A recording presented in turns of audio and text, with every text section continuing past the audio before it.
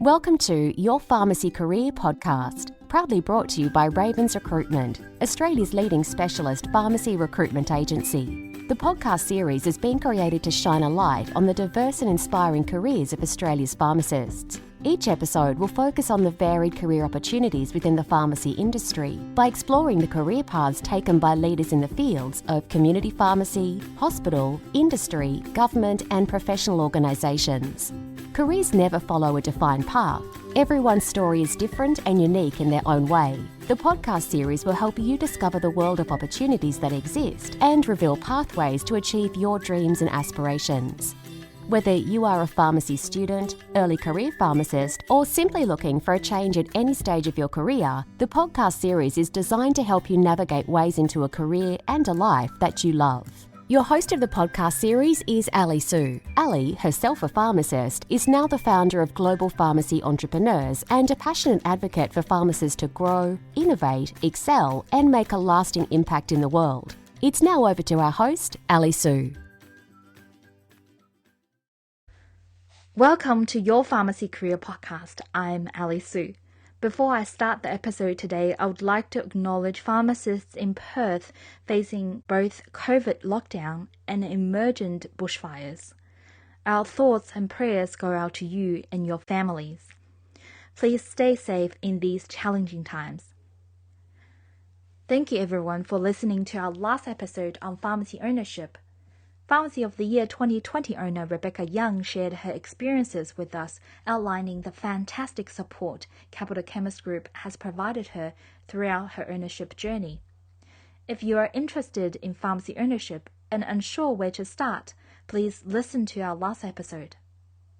Today, I'm very excited to introduce you to a great leader and key influencer in the pharmacy profession. She is the PSA Lifetime Achievement 2020 Award winner, Debbie Rigby. Debbie is an advanced practice pharmacist with both postgraduate qualifications in clinical pharmacy, geriatrics, and respiratory medicine. She is a past director of NPS Medicine Wise, past national vice president of the Pharmaceutical Society of Australia, and a Lung Foundation Australia COPD Advisory Committee member. She is a fellow of PSA, SHPA, ACP, Australia Institute of Company Directors, AICD, Lifetime Fellow of American Society of Consultant Pharmacy, and the finalist for Inaugural Woman in the Spotlight Award at the Texas ASCP Conference. In this episode, Debbie shared with us how she transformed from an early career pharmacist to one of the most influential pharmacists in Australia. She provides us with many tips and advice to become confident and successful pharmacists. We also discuss the challenges and the glass ceiling effect female pharmacists face in today's society.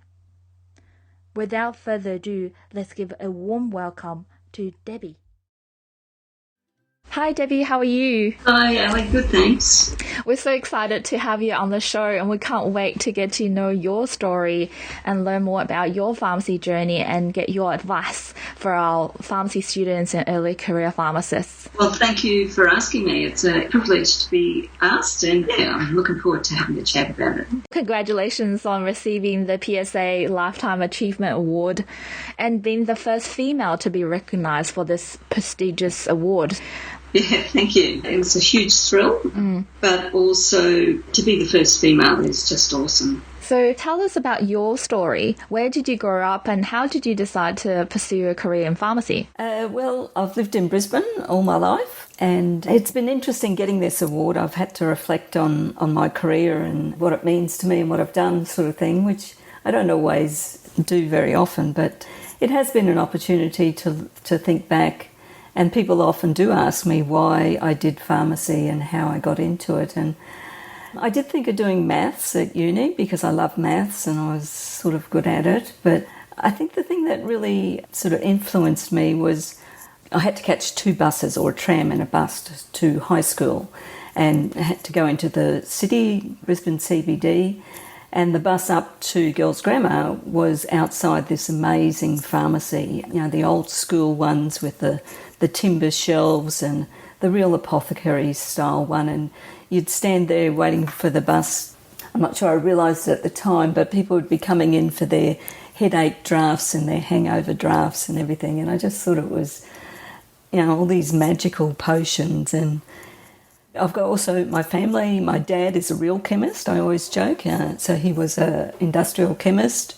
So I've got 3 brothers. 2 of my brothers also went into not health, but chemistry related. One brother's a chemical engineer and the other brother's a food scientist. And so I think chemistry was in my blood in some ways. And my older brother had a chemistry set under the house, and we'd, make things and blow up things. And so, I guess chemistry was one of the things that influenced me, but also the fact of caring for people.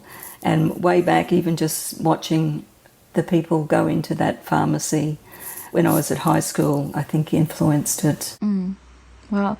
So what are some of the opportunities you had throughout your career, and how did you get those opportunities? Well, I think my career has almost been in 2 halves. The first half, 20 years or so of my career, I worked in community pharmacy and hospital pharmacy. And then the second half has really been so-called consultant pharmacy, doing a huge range of different roles, being involved in medication reviews right from the start, and then also branching out into being involved with our pharmacy organisations, being on the NPS Medicine Wise board, lots and lots of committees, government committees, ministerial appointments, and then probably in the last 10 years or so, being involved with education, both at uni, with adjunct appointments, speaking at lots and lots of conferences. I'm a bit of a conference junkie, and forming my own company with Geraldine Moses, Farm Education. So we deliver seminars around the country and in New Zealand too. So I've had lots of opportunities, and I think one of the things I've been fortunate to do is to make the most of those opportunities. Not everybody does for various reasons, family, financial, etc., but just making the most when opportunities do crop up. Did you have any role models or mentors in your lives throughout your career?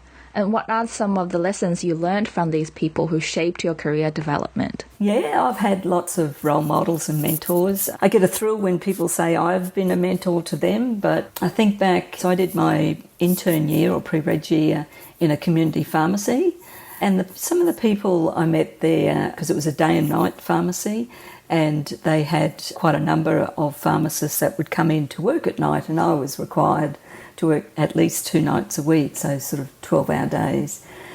And a couple of those people really shaped who I am as a pharmacist, my sort of ethos as a pharmacist. And probably the most influential person was Peter Brand. He'd been known to many people, perhaps older people, and he was just a manager of a pharmacy then, but he established the first community pharmacy within a private hospital in Brisbane at the Wesley Hospital. And Peter was just an amazing person. Unfortunately, he passed away several years ago, but he influenced not only my attitude as a pharmacist, but also, I remember working my last day of intern year with him, and those days you didn't have an exam, but you just went into the city and registered, paid some money, and you were registered. So he told me to do that, and we were working together that night and went to the uni bar afterwards to celebrate. But Peter was very involved with PSA at that time. I think he was president of PSA Queensland, went on to be the national president. And many, many people would say that he's been a role model and mentor. He really influenced me a lot. And the other person there was Gary Lambrides. And both Gary and Peter, I think, to me, had that right mix of understanding the business of owning a pharmacy and providing the business aspects both in community pharmacy and hospital pharmacy. But also it was their professionalism really shone through. And I went on to work when I left hospital pharmacy to have children. I worked every second Saturday morning for over 10 years for Gary in a wonderful little community pharmacy. And then again, their influence has continued throughout my career. I think the other role models I've had are both friends and younger than me. And that in particular, Geraldine Moses and Jeff Hughes and Lisa Nesson. And they, to me, are the sort of champions of pharmacy, many, many roles, but also have influenced, supported me, enthused me and, excited me about being a pharmacist and just love working with them and going to conferences and, feeding off them and having a few gins and wines and talking all things pharmacy. Wow, sounds fun. What are some qualities and skills pharmacy students and early career pharmacists can develop to prepare to become a successful consultant clinical pharmacist? I think that our distinctive competency, what defines us as a pharmacist, as a healthcare practitioner, is our knowledge. Our knowledge about medicines. Some people say we're medicines experts. And to me, that right from the start, from the minute you leave uni, graduate, do your intern year and go on to work in the huge range of roles we can as a pharmacist these days, to me it's the passion and the commitment to lifelong learning. Yes, you come out of uni, wonderful knowledge, you've had placements as well as most likely working in pharmacies throughout that time, but that's just the start of your learning process. They say that medicine's knowledge has a half-life of about 2 years, and there's always new stuff. Keeping up to date is challenging, but I think that's what we need to value ourselves so that other people will value it, including medical practitioners and the patients, of course. So that passion about lifelong learning, having the curiosity to ask questions, never be afraid to ask the patient of a question. They know more about their health and the effect of or the benefit and the harms of the medicines that they're taking. And similarly, having that curiosity and the courage to ask GPs, ask prescribers, why they've chosen that drug or that dose sort of thing, rather than just being a passive provider of that medicines management. So I think learning, lifelong learning, valuing our knowledge ourselves, always developing new skills, new knowledge, applying that knowledge and having the right attitude that nobody knows everything about everything, and to use your network of colleagues as well as I said, learn from the patient. Speaking of the confidence, in terms of, I felt that a lot of pharmacists who don't have enough confidence to go to the doctor and voice our opinion or asking doctors, to change medication. What are your thoughts on that? How can we build that confidence? Yep, I think confidence comes through experience, but also having that knowledge and having the confidence in your own knowledge and knowing what you know and knowing what you don't know. So rather than, and it goes back to your communication skills, I think. In the political arena, GPs or the medical organisations throw around comments about pharmacists and in particular community pharmacists about, they only ring when there's a problem or they want to tell me I've written a script wrong. And I guess that's what's being involved with doing HMRs and RMRs has taught me.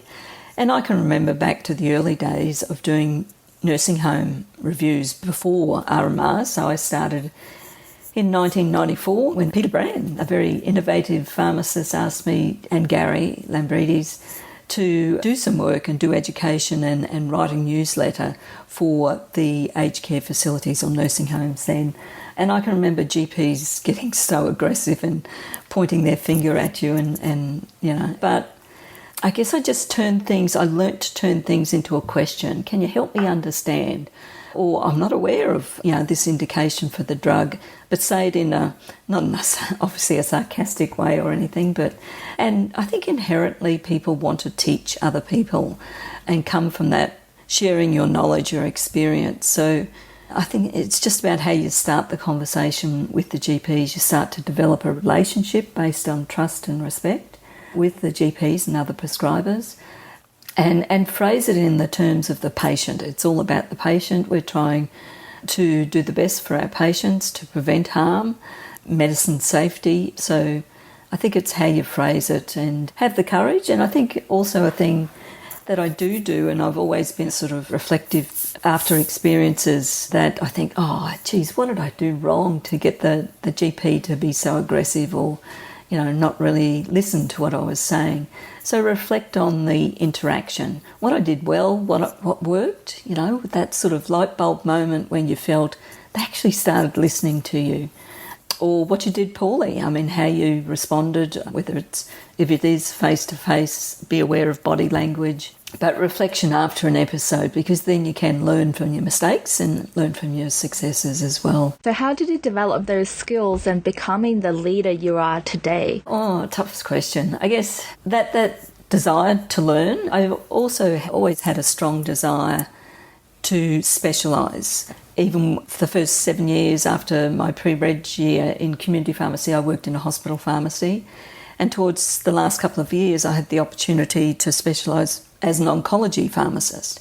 So I was not that passionate about oncology. It sort of scared me and depressed me a little bit. But to me, it was an opportunity to know a lot about a small, particular topic. And since then, I've gone on to, specialise both in geriatrics as well as respiratory COPD and asthma management. So it does give me confidence to know a lot about specific things.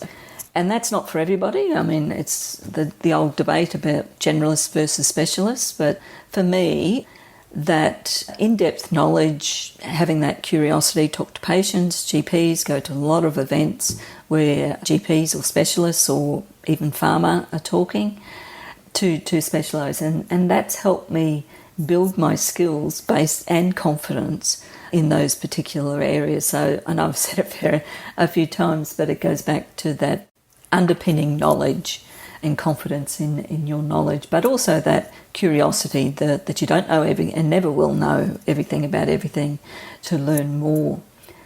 Again, making the most of opportunities. I was asked to be involved, really random, at a local PSA event. Would I be interested in being on the PSA Queensland Branch Committee? And that really wasn't in my mindset to be involved very much with pharmacy organisations, but I thought, hey, why not? And that, I guess, started my pathway of being involved with pharmacy organisations. And similarly, when I had the opportunity to apply to be a director of NPS Medicine Wise, I've just finished 12 years on the NPS Medicine Wide board. And I guess that gave me a voice as well as being involved with PSA, both on the branch committee, then on the national board for a number of years. Went on to be involved and to be chair of AACP, the Australian Association of Consultant Pharmacy, to be on many committees, TGA Advisory Committee, the Health Aged Care Ministers Advisory Committee, and many others. And I guess that those positions gave me the opportunity to have a voice, to say what pharmacy can do or is doing and what we should be doing. And I guess that might be seen by others as being a leader of the profession. So yeah, it really goes back to the opportunities that present. Sometimes you have to put yourself up and sometimes you're not successful, but to have a go, and it really helps to create that network of pharmacists, of friends, of colleagues, of role models that you can help, surround yourself with amazing people, and it can lead to lots of opportunities. What are some of the challenges you experienced being on various different boards or during these leadership positions? Mm-hmm. I won't shy away from saying I've had my challenges, I think, mostly as a female, and perhaps at the time as a younger female being involved in those circumstances. And, we all sometimes talk about the glass ceiling. I think the glass ceiling is a bit cracked, but it's certainly not, we haven't broken through it. I was very proud of being the first female vice president of PSA. I did run to be president of PSA twice, and I guess that was one of my life ambitions or career ambitions that I haven't achieved. And clearly there was many reasons for that, but I just think perhaps some people weren't ready to have a female leader of our pharmacy organisations, and to date we still haven't had a female president or chair of Pharmacy Guild or Pharmaceutical Society. So I guess some of the other biases is that I have people say to me, "You're not a real pharmacist, you don't work in a community pharmacy." I once had a hospital pharmacist say to me, "I wasn't a real hospital pharmacist." I didn't know what that meant at the time. I still don't know what that means. But I really don't like putting an adjective in front of a pharmacist. I think we're pharmacists and we work in different places and different opportunities, different levels of care, whether you're an academic or, these days we do have career paths open to us that didn't exist when I graduated more than 40 years ago. So, and being that sort of sometimes outspoken and going into innovative areas of practice does create some tension with other people. So I guess that has been some of my challenges. But as I've said, having that support group around you that inspire you, support you, encourage you, as well as having your family. And my husband's always been very supportive of the sort of things and at times the quite emotional challenges I've been through. So I think and it's the courage. I mean, if that's what you want to do, I do read and listen these days to lots of podcasts by amazing people like Brené Brown that talk about the challenges that females face in the workplace and in leadership. So they give me some ideas and encouragement, really. Sheryl Sandberg talks about women leaning in. It's not just enough to get on a committee. You've got to make your voice heard and make a difference and say what you want to say, who you want to represent, the principles you want to stand for, and not allow yourself to be bullied by perhaps more experienced people or people with other agendas. Wow, thank you for sharing that. We hear different views about learning and continued professional development in general. What's your advice about on-job training versus external training? I do think the workplace should provide opportunities for continuing professional development, whether it's in-house. Certainly in hospitals you have the opportunity for journal clubs, drug reps, education or grand rounds by your peers. And there is I guess it's perhaps one of the good things, the very few good things that's come out of the pandemic, is the wealth of webinars, mostly free, that are available. So I know my week is quite taken up with, because I'm not seeing as many patients at the moment, although that started back a bit, but that education that's available. And not just confine yourself to education targeted just to pharmacists. There are a lot of medical and multidisciplinary webinars and education events that are available. I have gone over the years to events that are put on by pharma. They usually have real experts delivering the lectures, and we should be able to sift through, if there is any these days. I don't believe there is, but any sort of company hype or bias towards their product. And I also do think that employers should in some ways fund people. It's investing in their staff, investing in the value that their staff, the pharmacists, can bring to their business. So, and again, that happens a lot. Some of the bigger banner groups have their own masterclasses, on-job training, and I think that's evolved to be a very valuable part of the banner groups or professional groups for community pharmacies. Yeah, so it is, and I still hear people say, I've got my points for the year, my CPD points for the year, I don't need to do anything. I really cringe when I say that, and at times I'll challenge those people. How can you do your best job if you don't know what you're talking about? And keeping up to date, there's just so many new drugs around, new guidelines. It is challenging to keep up to date. In my role, which I've got about 27 different jobs, I literally would spend an hour or two a day, most days, reading stuff, having the table of contents, e-tox, for various top-line journals or respiratory journals that I read a lot. I think social media is a wonderful education tool if you set it up properly. So I do get a lot of things on Twitter, Facebook, the Facebook groups, as well as LinkedIn. So there's no excuse for access to a CPD. It's just the time and really valuing it, I think, and fitting it into your life, because you certainly do need to have that work-life balance too.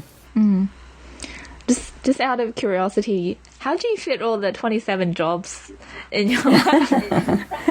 At times it gets on top of me. I'm not going to pretend I'm a wonderful time management person. I am learning to say no a little bit more and really just focus on the things that I want to do, that excite me. I'm fortunate to be provided with lots of opportunities, whether it's to speak at events or write for various journals, as well as the committees, etc. But, I work, although it's really declined since COVID-19, in a GP practice. I'm still doing 2 or 3 HMRs per week.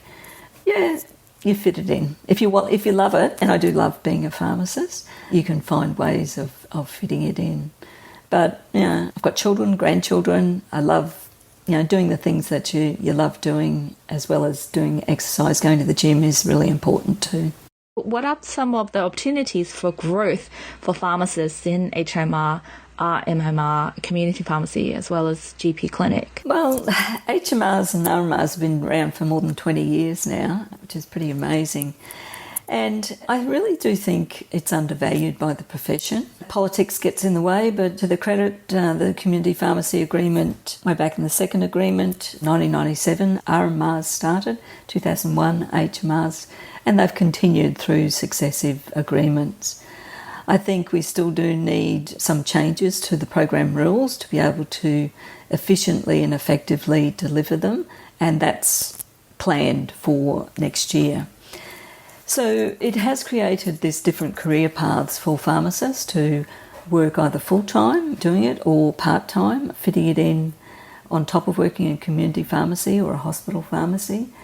And then in recent years, pharmacists working in GP practices, more recently in aged care facilities. And I'm really, really hopeful that the final recommendations and what the government does with those recommendations from the Royal Commission into Aged Care, they've already signalled that they think there should be a pharmacist in every aged care facility.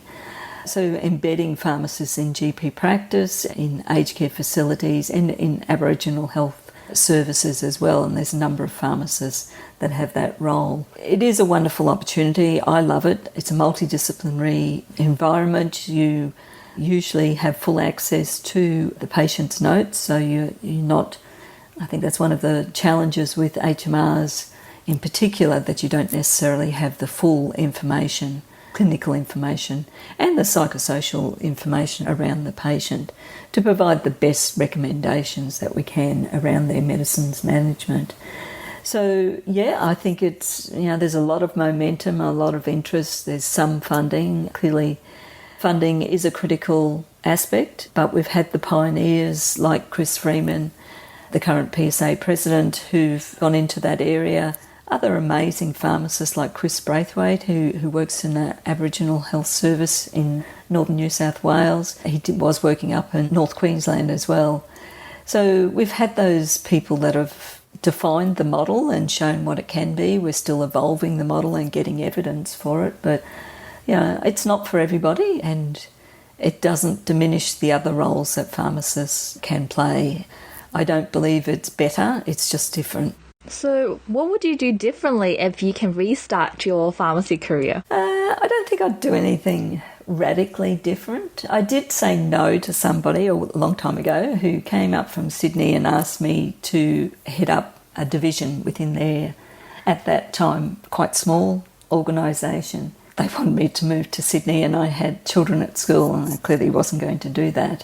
But they went on to be one of the most successful and innovative pharmacy businesses in Australia, or in fact worldwide. So maybe I regret that, but it was the wrong time in my life to make those sort of radical changes. So one thing I'd like to change, I guess that glass ceiling perhaps, if I reflect, and I don't dwell on my failures too much. I know I do at times, especially over a few bubbles, but the opportunities for females, and it's coming, there's more and more females in ownership on, organisational committees, etc. So that will only continue to evolve and change. So it's wonderful opportunities. I really think all females or any pharmacist should aspire to those opportunities if that's what excites you, if that's what interests you. What do you reckon the glass ceiling is really? Why was it there? Well, in general, it's even in my lifetime, women haven't had the vote.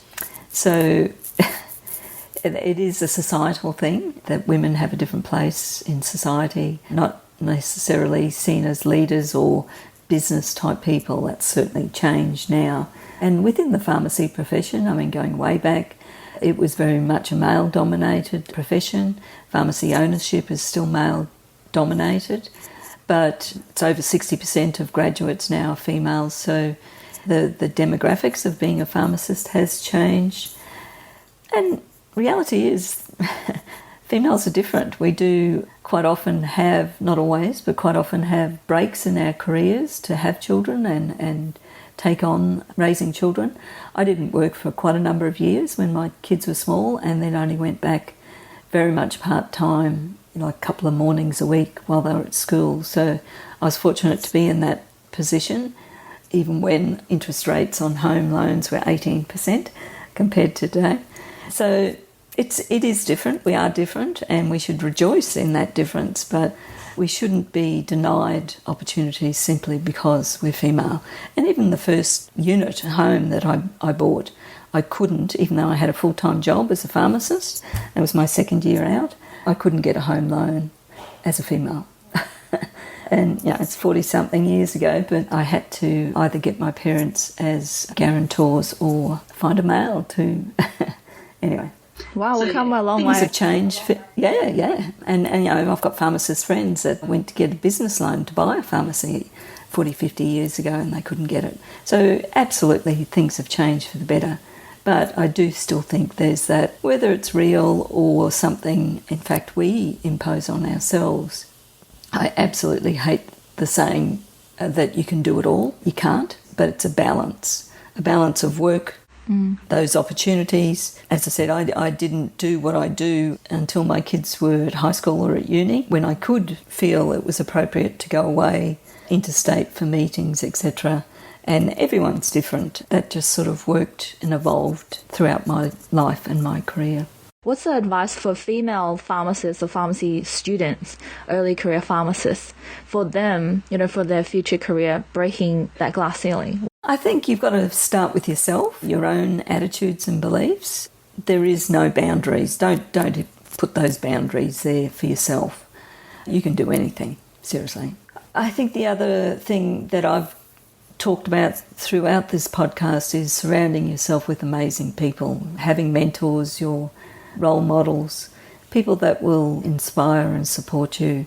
I get, especially after conferences, I get people asking me and keep in contact. I think that's one of the beauties of social media, that you can have those contacts and make the contacts. I get people just sending me a message or something on Twitter, asking me, can we have a chat? Or formally mentored people. And, I think that's very valuable, and it certainly helped me throughout my career. And to me, that's one of the wonderful things about the pharmacy profession here in Australia and in some other countries. And the world is very small these days with social media. To create those networks, there's lots of groups, specific groups on social media that you can be part of. I've been very fortunate to have been asked to be on overseas committees, to travel overseas for training and speak at conferences, etc. And again, you build those networks of people, and they really inspire and support me. Thank you. If you were counselling a student on how to choose internship positions, what advice would you give it to them? I really do think pharmacists decide to do a pharmacy degree for different reasons, and they're different, not better. I think some people are very attractive to owning a small business, and they perhaps right from the start think that they want to either work in or manage or own a community pharmacy. Other pharmacists are attracted towards hospital pharmacy, perhaps through their placements at uni. And then now we've got lots of other opportunities and career paths. So I think the way the uni degree course is structured these days, you do have placements throughout your undergrad or the master's courses. To make the most of those placements, to see what's different, and I went into community pharmacy when I graduated. I loved it, but then I was asked, do you want to have a go work in a hospital pharmacy? And I thought, I'd try that and see that rather than being stuck in the one place. So trying to have career workplace experience in different places.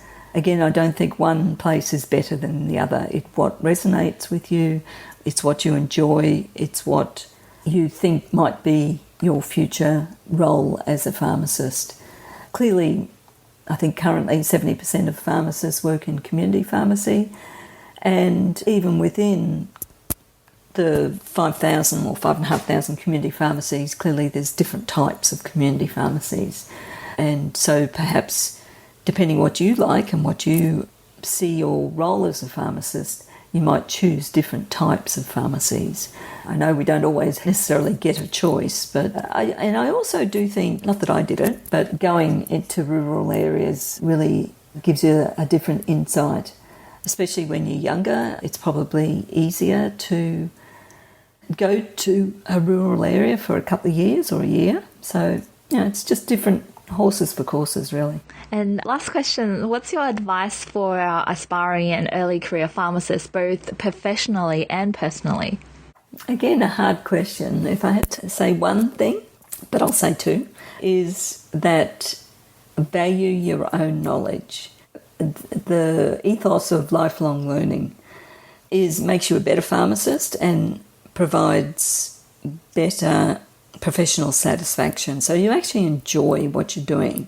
I mean, we are at work for a big part of our lives, a big part of our days. So we need to enjoy it and get that professional and personal satisfaction around it.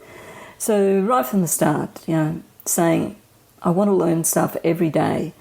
One of the uni lecturer who got me my job or recommended me for the job my intern year, he said to me when we finished that I should read a page of Martindale every day of my career as a pharmacist. I haven't read a page of Martindale every day, but I probably have read something about pharmacy, about medicines, journals. Certainly these days it might be on social media or the sort of electronic resources like Medscape that I look at every morning. So just that little bit of learning every day helps, exponentially grow your knowledge.